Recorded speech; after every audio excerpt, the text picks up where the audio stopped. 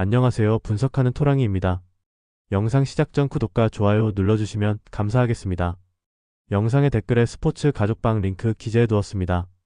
가입권료 없이 입장하실 수 있으니 스포츠 가족방에서 추천픽을 확인하시기 바랍니다. 바로 분석 시작해 보도록 하겠습니다. 첫 번째 경기 카라바흐 대 코펜하겐. 카라바흐는 이번 경기에서도 4-2-3-1 전형을 유지하면서 홈 특유의 빠른 전환과 전방 압박으로 초반부터 상대를 몰아붙일 계획입니다. 아쿤자대는 폭발적인 스피드를 활용해 수비 뒷공간을 파고들며 순간적인 침투 타이밍으로 득점 기회를 노립니다. 주비르는 좌측에서 컷백과 방향 전환을 반복하며 하프 스페이스를 파고드는 유형이고, 양코비치는 중원에서 안정적인 볼 순환과 템포 조율을 맡아 압박에도 흔들리지 않는 탈압박 능력을 보여줍니다. 다만 이사에프, 카바에로, 라마자노프의 부상 공백은 아쉽지만 다른 자원들이 높은 활동량으로 그 부분을 메우고 있습니다. 코펜하겐은 4-4-2 전형으로 안정적인 라인 유지와 세컨드 볼 싸움에서 강점을 보이지만 이번 원정은 장거리 이동으로 인해 체력 관리가 쉽지 않습니다. 옐로누시는 볼을 지키고 연결하는 데 능하지만 폭발적인 돌파는 제한적이고, 아슈리는 탈압박과 드리블은 위협적이지만 체력 저하 시 스프린트 빈도가 급격히 줄어듭니다. 클렘은 박스 안 움직임이 날카롭지만 전방 압박을 버티기에는 체력적 어려움이 있습니다. 특히 코펜하겐은 벤치 자원이 얇아 교체로 경기 흐름을 바꾸기 힘든 약점이 있습니다. 경기 초반 카라바흐가 홈 관중의 열기를 등에 업고 압박을 강화할 가능성이 크며 코펜하겐은 후반 체력 저하로 밀릴 가능성이 높습니다. 두 번째 경기 위니옹 대 뉴캐슬. 위니옹은 3-4-1-2 전형으로 안정적인 수비 블록을 바탕으로 역습을 노리는 팀입니다. 아이트 엘하지가 중원에서 드리블로 압박을 풀고 볼을 전방으로 연결하며 플로르즈는 폭넓은 움직임으로 빌드업에 가담합니다. 데이비드는 박스 안에서 날카로운 침투와 마무리 능력을 보여주지만 점유율이 밀리는 경기에서는 쉽게 고립됩니다. 위니옹은 수비 안정감은 있지만 점유율이 떨어질 때 중원 간격이 벌어지고 세컨드 볼 대응이 늦는 문제를 보입니다. 뉴캐슬은 4-3-3 전형으로 볼 점유와 중원 압박을 동시에 추구합니다. 토날리가 빌드업과 전진 패스로 템포를 조율하고, 엘랑가는 폭발적인 스피드로 측면을 파괴하며 컷백으로 기회를 만듭니다. 반스는 반대편에서 강한 슈팅으로 공격의 균형을 잡습니다. 뉴캐슬은 점유율을 통해 상대 진영 깊숙이 진입해 수적 우위를 만들고 중원 압박으로 세컨드 볼을 장악해 흐름을 끊지 않습니다. 경기 초반부터 뉴캐슬은 토날리를 중심으로 점유율을 가져가며 양 측면에서 수비를 흔들 가능성이 크고, 위니옹은 역습으로 맞서겠지만 간격 유지가 어렵습니다. 전술적 완성도와 밸런스에서 뉴캐슬이 우위를 보일 경기입니다. 세 번째 경기 아스날 대 올림피아코스. 아스날은 최근 전술적 완성도가 유럽에서도 최고 수준으로 평가받고 있습니다. 기본 포메이션은 4-2-3-1이며 요케르시는 박스 안 침투 타이밍과 빠른 슈팅 전환으로 상대 수비를 무너뜨리는 핵심 자원입니다. 마두에케는 측면에서 폭발적인 스피드와 컷인 돌파로 상대 수비를 흔들고, 웨데고르는 중원에서 전진 패스와 하프 스페이스 공략으로 공격의 설계도를 그립니다. 아스날은 단순히 점유율에 의존하지 않고 크로스 세컨드볼 세트피스 패턴 등 다양한 루트를 활용해 상대를 괴롭힙니다. 홈에서는 이러한 전술적 세밀함이 더욱 강화됩니다. 올림피아코스는 4-3-3 전형이지만 최근 부상 이탈로 전술 안정감이 크게 흔들렸습니다. 엘카비는 제공권과 결정력은 있지만 고립이 작고, 모우자 키티스는 수비 가담이 늦어 뒷공간을 쉽게 허용합니다. 중원의 마르틴스는 빌드업을 담당하지만 압박 시 실수가 늘어나는 약점이 있습니다. 세트피스 수비 집중력도 떨어집니다. 경기 초반 올림피아코스는 수비적으로 나서겠지만 아스날은 웨데고르의 조율과 마두에케의 돌파로 압박을 무너뜨리고 요케레시가 결정적 마무리를 할 가능성이 높습니다. 전술적 완성도와 공격 루트의 다양성에서 아스날이 크게 앞섭니다. 네 번째 경기 모나코 대 맨시티. 모나코는 4-3-3 전형으로 점유 기반의 전진 빌드업을 선호하지만 전술 완성도가 흔들립니다. 발로그는 피지컬과 스피드를 겸비했지만 지원이 늦으면 고립되고, 미나미노는 창의성이 있으나 압박 강도에 따라 터치 미스가 잦습니다. 골로비는 전진 패스를 시도하지만 볼 순환 속도가 늦어 빌드업이 매끄럽지 못합니다. 더구나 세르키와 마르무시의 부상은 큰 타격입니다. 모나코는 빠른 스윙 공격에 취약하며 수비 간격도 쉽게 벌어집니다. 맨시티는 4-1-4-1 전형으로 템포를 정밀하게 통제합니다. 홀란드는 박스 안에서 절대적 존재감을 보이며 도쿠는 폭발적인 변속과 돌파로 상대 풀백을 흔듭니다. 베르나르두 실바는 좌우로 움직이며 스윙 패스로 공간을 만들고, 팔리냐는 일선 압박과 세컨드볼 장악으로 경기 흐름을 끊김없이 이어줍니다. 경기 초반 모나코가 점유율을 시도하더라도 맨시티의 압박에 걸려 흐름이 끊길 가능성이 높습니다. 중반 이후부터 맨시티가 점유율을 장악하고 도크와 홀란드의 침투가 연속적으로 터지며 경기를 지배할 그림이 예상됩니다. 전술 완성도와 공격 패턴의 정밀함에서 맨시티가 압도합니다. 5번째 경기 레버쿠젠 대 아인트호벤. 레버쿠젠은 최근 경기에서 빠른 전환 속도와 높은 전술 완성도를 바탕으로 무서운 경기력을 보여주고 있습니다. 3-4-3 전형을 유지하며 시크가 전방에서 볼을 지켜내며 포스트 플레이로 이선 침투 루트를 열어주고 텔라는 순간 가속력과 방향 전환으로 뒷공간을 파고듭니다. 안드리히는 강한 압박과 세컨드볼 장악으로 중원에서 템포를 주도하며 공수 전환을 단번에 바꾸는 패스를 통해 경기 흐름을 완전히 뒤집을 수 있습니다. 레버쿠젠은 상대가 라인을 내릴수록 텔라의 침투와 시크의 버티기를 조합해 박스 근처에서 연속적인 기회를 만들고 세트피스 상황에서도 높은 타점을 활용해 득점을 노립니다. 반면 아인트호벤은 4-3-3 전형으로 점유율 기반의 빌드업을 추구하지만 강한 압박이 들어올 때 흔들리는 모습이 잦습니다.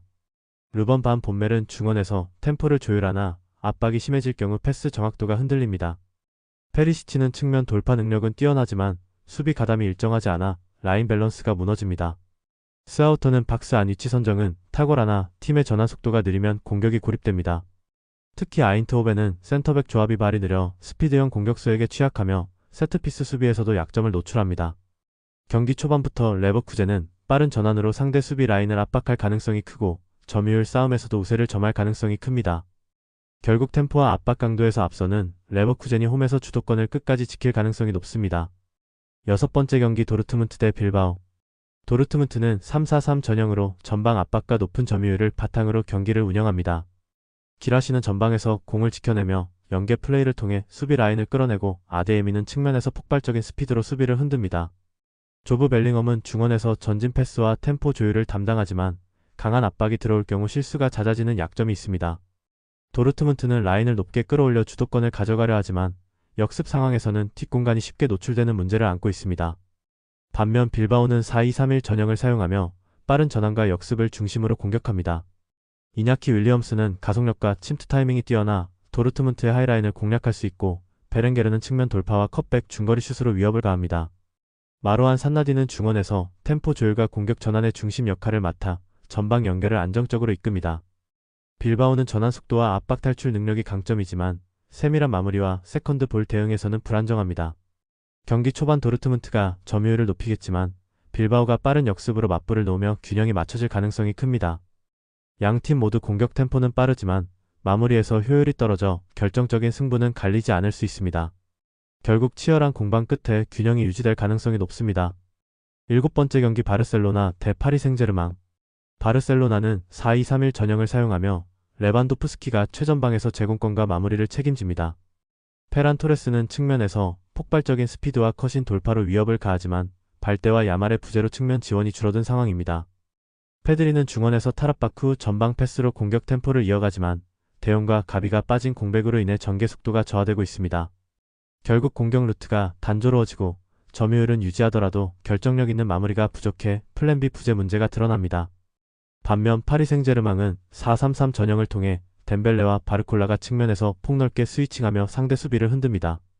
덴벨레는 폭발적인 드리블과 컷백 능력으로 상대 풀백을 흔들고 바르콜라는 하프스페이스 이동과 슈팅으로 공간 활용 능력을 극대화합니다. 파비안 루이스는 중원에서 볼 순환과 템포를 안정적으로 유지하며 전술 단조로움을 보완합니다. 경기 초반 바르셀로나가 점유율을 가져가도 PSG는 측면 돌파와 빠른 전환으로 수비 간격을 벌리며 위협을 가할 수 있습니다. 후반으로 갈수록 바르셀로나는 교체 카드 부족으로 어려움을 겪고 파리는 폭발적인 돌파와 순간 결정력으로 흐름을 장악할 가능성이 큽니다. 전술 변주와 공격 다양성에서 PSG가 한 수 앞서 있습니다. 8번째 경기 나폴리 대 스포르팅. 나폴리는 4-1-4-1 전형으로 루카가 최전방에서 피지컬을 앞세워 볼을 지켜내고 폴리타노가 측면 돌파와 크로스로 공격 활로를 엽니다. 데 브라이너는 중원에서 전진 패스와 롱 패스를 통해 찬스를 창출하며 전체 템포를 조율하는 핵심입니다. 홈에서 나폴리는 전방 압박 강도가 높아 상대 빌드업을 초반부터 끊으며 빠른 전환으로 찬스를 만듭니다. 다만 루카가 볼을 오래 끌면 공격 효율이 떨어질 수 있다는 약점도 존재합니다. 스포르팅 리스본은 4-2-3-1 전형으로 켄다가 제공권을 활용해 이선과 연계하고 곤살베스는 박스 근처에서 공간을 읽는 능력이 탁월합니다. 트링캉은 컷신과 중거리 슛으로 변수를 만들어낼 수 있지만 팀 전체적으로 전환 속도가 느리고 압박 대응이 단조롭습니다. 또한 장거리 원정으로 인한 체력 소모와 시차 적응 문제로 후반 집중력이 떨어질 가능성이 큽니다. 경기 초반 나폴리가 점유율을 높이고 압박을 강화하며 템포를 잡을 것이고 스포르팅은 역습 한 방을 노리지만 효율이 낮을 전망입니다. 후반에는 체력 격차로 나폴리가 주도권을 완전히 가져올 가능성이 큽니다. 9번째 경기 비아레알 대 유벤투스. 비아레알은 최근 양 측면을 적극적으로 활용하며 템포를 끌어올리는 전술을 구사하고 있습니다. 4-4-2 전형으로 예레미 피노가 하프 스페이스 침투를 통해 결정적인 찬스를 만들고 페페는 폭발적인 돌파와 피지컬로 상대 풀백을 흔듭니다. 게에는 세컨드볼 회수와 압박 조율로 빌드업의 안정성을 더하며 팀 전체 공격 리듬을 이어갑니다. 홈에서는 풀백을 높게 세워 측면에서 상대를 흔드는 전개가 잘 작동합니다. 유벤투스는 3-4-3 전형으로 안정된 수비와 빠른 전환을 노리지만 원정 경기력은 들쭉날쭉합니다. 데이비드는 제공권으로 버티지만 세컨드볼 지원이 늦으면 고립되고 로카텔리는 압박이 강해지면 패스 선택이 제한됩니다. 일티즈는 드리블과 시야는 좋지만 압박 대응력이 부족해 빌드업에서 흔들립니다. 윙백의 수비 복귀가 늦어 하프 스페이스 커버가 늦는 점도 문제입니다. 경기 초반 유벤투스는 라인을 내리며 수비적으로 접근하겠지만 비아레알이 전방 압박과 측면 침투로 주도권을 잡을 가능성이 큽니다. 후반으로 갈수록 홈 이점과 빠른 전환 완성도로 비아레알이 더 위협적인 장면을 만들어낼 것입니다. 최종 예상 결과 정리. 예상 스코어 카라바흐 승 오버. 예상 스코어 뉴캐슬 승 오버. 예상 스코어 아스날 승 오버. 예상 스코어 맨시티 승 언더. 예상 스코어 레버쿠젠 승 언더. 예상 스코어 무승부 언더. 예상 스코어 파리 생제르맹 승 오버. 예상 스코어 나폴리 승 오버. 예상 스코어 비아레알 승 오버.